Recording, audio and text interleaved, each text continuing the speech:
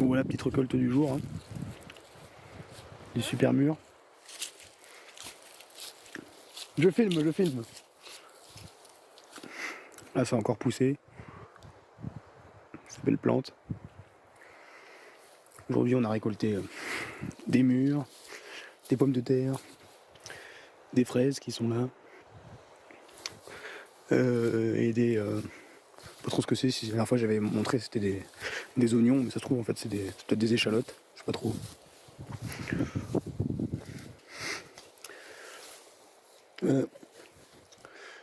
Tout ça, un bon carton, pommes de terre, ça pousse tout seul. Là où je vous disais la dernière fois c'est tout le terrain où les patates ont poussé. Maintenant il y a des petits potimarrons comme ça qui ont pris la place là, petites citrouilles là, qui ont poussé toutes seules spontanément. Et les pommes de terre, il y a juste à gratter la terre là, et hop, pommes de terre, bon c'est des petites, celles-là on les laisse. Et après il y a d'autres endroits, ouais on a pris des grosses quoi. Vous voyez, il y a juste à gratter. Hop. Et celle-ci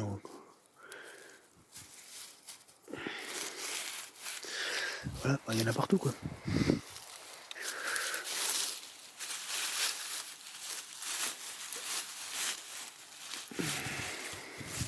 Là il y en a encore des petites là.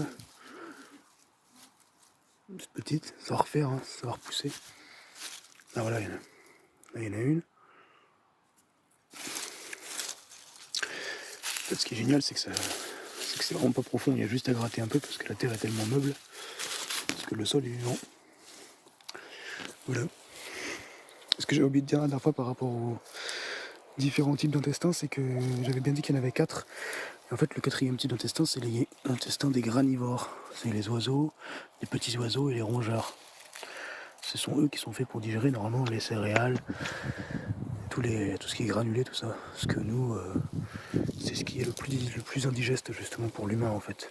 Et c'est ce qui cause le plus de troubles avec le gluten, tout ça dans la société aujourd'hui.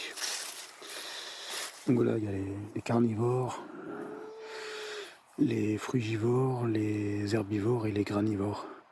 Et en fait après il y a aussi les omnivores, mais les omnivores sont, comme les ours par exemple, sont plus apparentés aux carnivores en fait. Parce que par exemple les chiens aussi, les chiens sont carnivores, mais bon, peuvent manger aussi quelques légumes. Mais bon voilà, ce qu'on a appelé les omnivores en fait, ça va être surtout les ours, c'est vraiment... voilà, les ours, en fait ça va être... Après, enfin voilà, les véritables omnivores pour moi c'est les cochons, qui mangent vraiment tout. Ce sont vraiment des... En fait c'est plus des... C'est vraiment des charognards, ça reste considéré comme des carnivores, parce que leur intestin et ils ont des gros reins pour digérer l'acide urique, en fait. Ça va être tout ce qui est charognard, prédateur, comme la hyène, qui d'ailleurs est plus un prédateur qu'un charognard, mais qui est aussi très occasionnellement charognard. Voilà. Après, il y a les requins aussi, hein, les gros poissons, les requins. Voilà, tout ça, ça reste des carnivores. Le cochon, c'est plus un carnivore à la base. Donc voilà. Et ciao.